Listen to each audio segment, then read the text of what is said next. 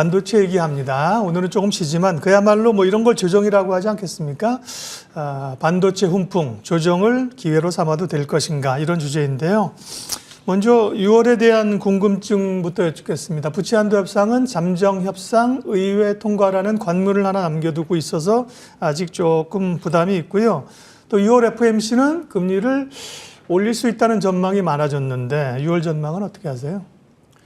일단 부채한도 협상 타결에 대한 어떤 기대감이 이제 거의 많이 높아져 있는 네. 상태고, 근데 어떻게 보면 이제 불확실성이 완화되다 보니까 그 동안에 이제 좀 막혀있던 어떤 투심 자체가 이제 좋아지는 그런 흐름에서 거기에 이제 엔비디아가 이제 불을 붙였죠. 예. 단순히 지금 사실 어떤 경기 침체로 인해서 기업들의 실적이 안 좋은 이런 상황에서 어떤 모멘텀으로만 막 주가 좋아질 수 있다라고 얘기해서 주가가 가는 그런 시장 흐름은 아니거든요. 근데 실적 시즌을 통해서 앞으로 지금 이 엔비디아가 실적을 통해서 지금 실적이 어닝 서프라이즈 나온 이유, 그리고 앞으로 좋아질 수밖에 없는 이유에 대해서 이제 시장에서 이제 환호를 하게 되는 것이죠. 그래서 관련된 밸류체인에 관련된 이런 종목들도 굉장히 좋아지는 거고, 불확실성이 제거되는 이런 시점에서 글로벌리한 이런 빅테크 기업이 굉장히 어닝 서프라이즈를 내면서 실적으로 뭐 주가가 이제 뭐 반도체 업종 중에서는 사상 최초로 1조 달러 시가총액 기준으로 돌파했기 때문에 굉장히 의미가 있는 이런 흐름이죠. 그러다 보니까 그동안에 눌려있던 이런 반도체 관련된 이런 수급들이 그 관련주들로 인해서 좀 더 시장이 좀 더 활력이 좀 붙는 이런 흐름으로 가고 있는 것 같습니다. 그러면 부채한도 협상이라든지 실적에 대한 불확실성이 제거됐다고 하면 6월 전반적인 흐름은 약간 리스크 온 쪽으로 테이크를 해도 됩니까? 네. 맞습니다. 그러니까 결론적으로는 계속 올해 상반기부터 보면 어떤 사안에 대해서 우리가 이제 너무 불안 심리를 가지고 물론 선제적인 대응도 굉장히 중요하다고 생각을 합니다. 그렇지만 그것이 해소되기 전까지 보면 항상 보면은 불확실성 구간, 그것이 해소되면 또 주가가 좋아진 이런 구간이기 때문에. 근데 거기서 중요한 거는 우리가 이제 어떤 이런 시류를 또 쫓아가기보다는 뭐 이 섹터가 좀 이 섹터 따라가고 저 섹터 좀 저 섹터 따라가고 그것이 중요한 게 아니고, 실적이 나오는 회사들 그리고 성장이 확실하게 눈으로 보이는 회사들은 어떤 이런 시류에 상관없이 주가는 좋아지고 있더라 하는 것을 우리가 이번 어떤 이런 흐름에서도 확인할 수 있었거든요. 그렇게 된다고 하면은 계속 말씀드리지만 어떤 섹터뿐만이 아니라 종목 중에서도 실적과 어떤 성장성을 겸비한 종목들에 대해서 우리가 계속 공부하면서 종목 풀을 늘려가는, 그래서 오히려 어떤 불확실성 구간에서 내가 사고 싶은 종목들이 조정을 받으면 그때부터 좀 적극적으로 이제 분할 매수하는 그런 관점으로 이 시장을 계속 좀 접근하시는 게 좋을 것 같다고 생각하고 있습니다. 오늘 주제 반도체 얘기하겠습니다. 투자의 세계에서 촉매라는 단어가 있는데요. 촉매. 뭔가 딱 그 트리거를 제공해 주는 거죠. 반도체 업황이 정말 바닥을 돌아 나오는 건가? 그럴 것 같아. 그런데 시간은 좀 필요해 보이고 이러고 있었는데 이제 엔비디아가 AI 효과로 그냥 반도체 촉매를 팍 준 거 아닙니까? 어떻게 보면 바닥을 더 빨리 확인하게 만드는 그런 상황으로 반도체주가 이제 강세를 나타내고 있는데요. 최근에 이제 반도체주 단기적인 상승 그리고 조정, 매수의 기회로 좀 삼아도 될까요? 그동안에 보면 반도체 주식들, 올해 이제 우리가 상반기 지금 반도체 주식들 흐름을 보면 어떤 뭐 실적 관련된 기대감으로 올라간 건 전혀 없습니다. 대개 보면은 뭐 감산해서 이제 앞으로 좋아질 거다.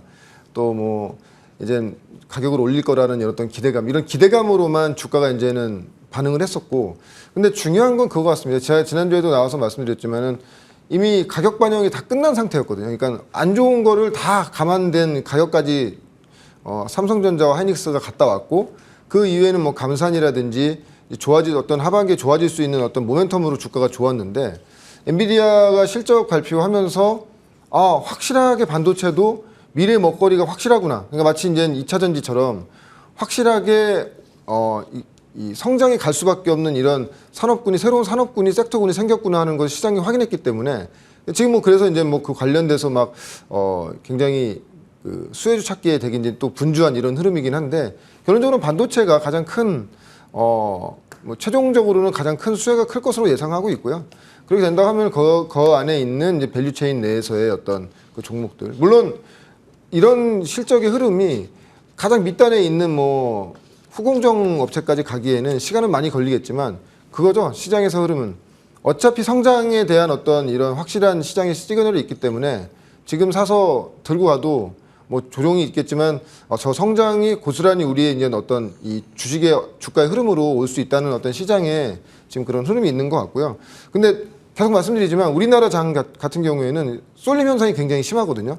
지금 반도체 쪽이 워낙 좋다 보니까 예. 다른 섹터들은 이제 좀 쉬고 있는 이런 구간이고 또 갑자기 엔터주가 또 갈 수도 있는 것이고 아니면 이제 그동안에 조정 많이 받았던 2차 전지주도 갈 수 있는 것이기 때문에 그래서 항상 가는 섹터만 우리가 뭐 대개 보면 이제 섹터 자체가 강해지면 뭐 여러 언론이나 이런 우리 뭐 유튜브라든지 많은 매체에서 강한 쪽만 강조하지만 상대적으로 좀 조정받고 약해져 있는 섹터도 우리가 놓치지 말고 공부를 해야 된다. 그리고 이제 중요한 건 올해 어떤 그 주가의 큰 기폭제가 되는 것들은 기업의 실적입니다. 불황이고 침체지만 매출과 영업이익이 좋아지는 회사들을 계속 찾아놓고 이제는 종목 풀을 늘리신다고 한다면은 올해 좀 어려운 장이라고 해도 좀 좋은 수익이 나올 수 있는 그런 흐름이지 않을까 예상해 봅니다. 예, 반도체를 포함해서 결국은 이제 실적이 되는 기업을 중심으로 가자고 말씀하셨습니다. 반도체 업황 얘기했고요. 오늘 히든밸류 종목 볼 텐데요. 그러면 이게 오늘 뽑아오신 종목은 반도체 업종 안에 있는 종목입니까? 사실 올해 IT 쪽에서 가장 제가 좋아하는 쪽은 눈여겨봐야 된다고 말씀드린 쪽은 이제 폴더블 쪽이고요. 예. 그 관련돼서 좀 종목 찾기의 한 아이디어로 가지고 나왔고요. 노바텍입니다. 네, 최근에 폴더블 관련주들 많이 올랐던데요. 사실 폴더블 관련주라고 하지만 네. 우리의 이제 뭐 우리가 정확하게 이제 기억할 수 있는 거는 제가 이제 뭐 파이넴텍이라든지 KH바텍, KH바텍 같은 경우는 오늘도 주가 굉장히 흐름 좋죠. 네. 근데 이제 우리가 폴더블이 처음 나왔을 때부터 과연 직접적인 수혜주가 될 수 있는 것들이 어떤 것인가를 봤을 때는 결론적으로는 접히는 부분에 힌지가 최대 수혜주다. 그래서 뭐 파이넴텍, 뭐 그 당시에는 이제 파인테크닉스였죠. 이제 분할되면서 파이넴텍이 됐고, 그리고 KH바텍 이렇게 시장에서 보고 있고, 뭐 그 외에 몇몇 종목들이 있긴 하지만 시장에서 실질적으로 좀 인지하고 있는 직접적인 수혜주는 외장 힌지와 내장 힌지에 관련돼 있는 파인엠텍과 KH바텍 정도로 보고 있는데 네. 노바텍은 제가 한 2주 전에 탐방을 한번 갔다 왔고요. 왜냐면 이제 폴더블 관련된 직수혜성이 있는지 없는지. 왜냐면 최근에도 이제 노바텍 관련돼서 폴더블 관련된 수혜주라는 얘기가 많이 있었는데 왜냐면 우리가 이제 접히는 부분 말고 힌지 부분이 말고 접히는 부분 잘 접합되기 위해서는 자성이 필요하거든요. 아, 그렇군요. 예. 아마 그 폴더블 쓰신 분들 아실 거예요. 네. 접히는 부분 말고 어느 정도 접었을 때 딱 접어주지 않습니까? 달라붙는데. 예, 거기에 네. 이제 자석이 들어가는 것이고요. 네, 사실 이제 노바텍 같은 경우에는 네오디움 자석을 이용한 응용 자석을 주업으로 하는 회사고 차폐 자석이라고 합니다. 차폐 자석을 만들고 있고 실제로 이 앞으로 나올 폴더블 폰 말고 이 전 모델에서 이 폴드에 들어갔습니다. 폴드에 들어갔는데 그때도 약간 수혜주라고 얘기가 나왔어요. 근데 중요한 것은 과연 너무 이제 미비한 수혜주라는 거죠. 왜냐면은 지난 모델의 폴드와 플립의 어떤 매출 비중을 보면은 플립 그러니까 작은 거, 폴드는 넓은 거, 큰 예. 거죠. 플립과 폴드의 판매 비중 보면은 8대 2에서 한 7대 3 정도뿐이 7대 3의 비율이었거든요. 근데 노바텍에 들어가는 자석 부분은 폴드에 들어갔기 때문에 사실 매출이 어느 정도 발생되는 건 맞지만 전체 매출단에서는 큰 이익의 어떤 그 부분을 차지하지 못하는 부분이 있었습니다. 근데 이번에 제가 탐방 가서 확인한 것은 이번에는 이제 플립에 들어간다고 하더라고요. 예. 기존에 폴드에 들어가고 플립에도 들어가고 그렇게 된다고 하면은 실질적인 수혜성이 매출에도 직접적인 큰 영향이 있지 않겠는가. 왜냐면은 다들 아시겠지만 플립이 서두에도 말씀드렸지만 플립이 폴드에 대비했을 때 한 2배에서 3배 이상의 그 판매 대수가 나오기 때문에 사실 그 스마트폰 판매 가격은 중요하지 않습니다. 왜냐면 많이 팔리면 많이 팔수록 노바텍한테는 좋은 것이죠. 자석이 많이 들어가기 때문에.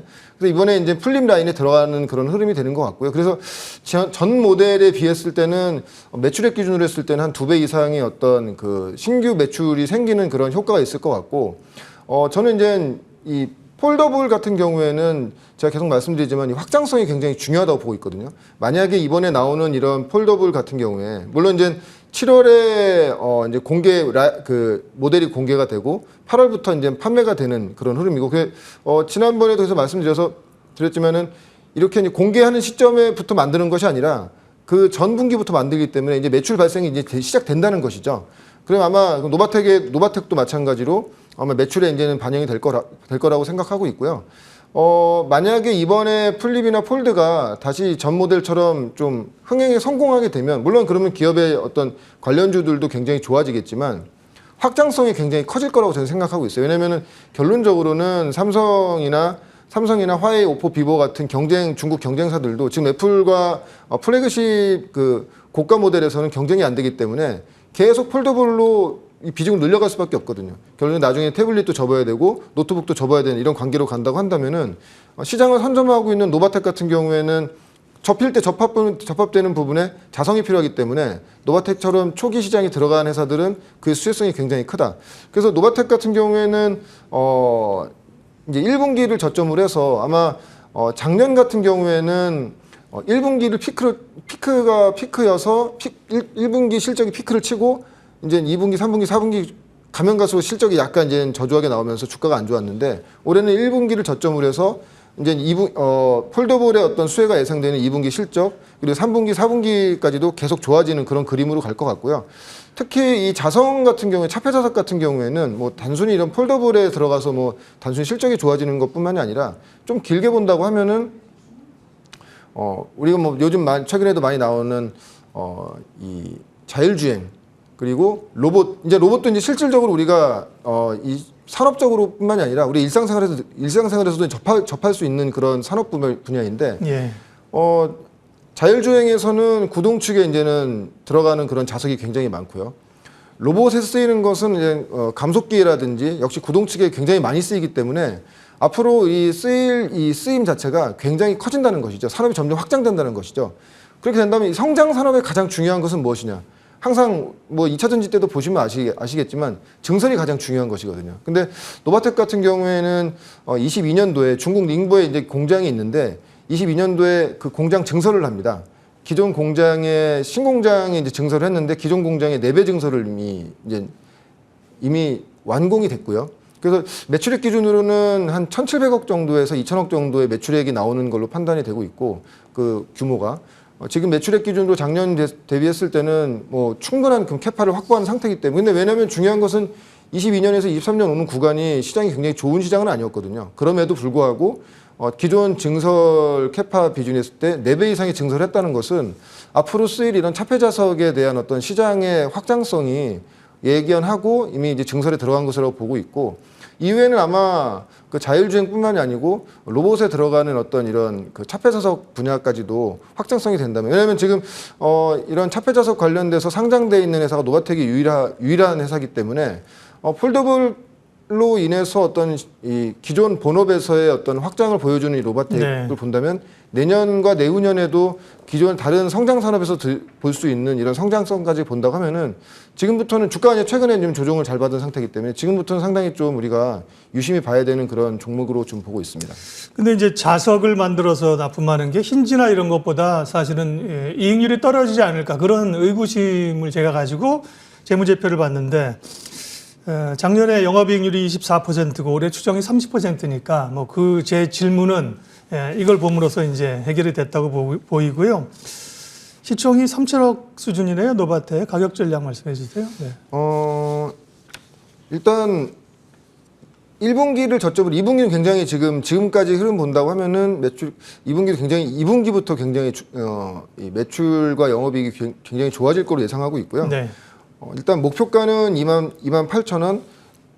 손절가. 목표가는 네. 4만 원이고요. 네네네. 손절가는 26,000원 정도를 잡고 보시면 될 것 같고 네. 올해는 아마 그 단기적으로는 8월에 나올 폴더블 폰 관련된 어떤 수혜성으로 지금 접근하시면 좋을 것 같고요.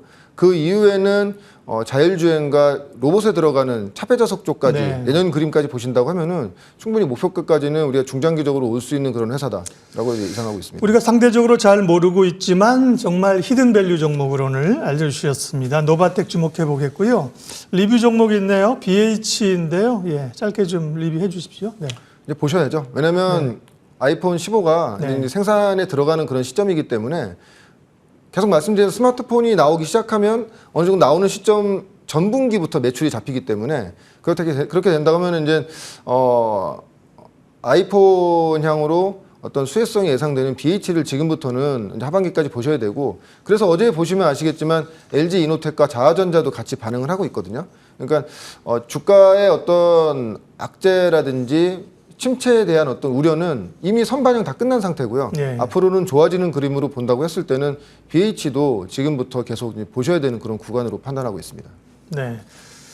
BH도 보면 주가를 보면 네, 보셔야죠 하신 말씀을 주가 그냥 확인해 줍니다. 별말 할 필요 없이 그죠? 네. 견주하게 다지고 올라오는 흐름들로 오늘 이제 반도체 가격 전략이요. BH 정리 한번 할까요? 그러면 목표가는 28,000원, 손절가는 2만 원으로 제시를 하셨군요. 벌써 뭐 26,000원까지 올라왔으니까요. 목표가 정하신 수준이 얼마 남지 않았습니다. 반도체 얘기를 했습니다. 반도체 기본적으로 좋게 보시면서 스마트폰 폴더블 쪽에 이제 IT 부품 쪽의 모멘텀을 계속 보고 계셔서 관련주 말씀해 주셨습니다. 메리츠증권 광화문 금융센터 신영목 이사님과 오늘 시황의 해설자들 10시 시황 해설 함께 했습니다. 고맙습니다.